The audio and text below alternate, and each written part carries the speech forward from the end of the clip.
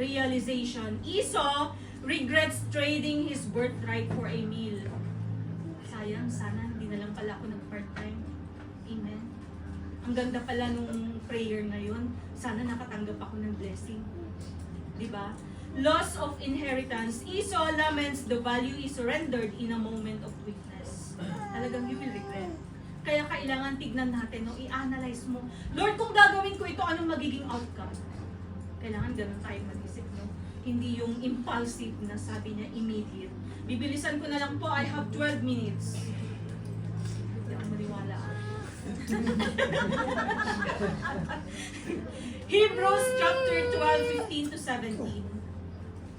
Be careful that no one fails to get God's grace.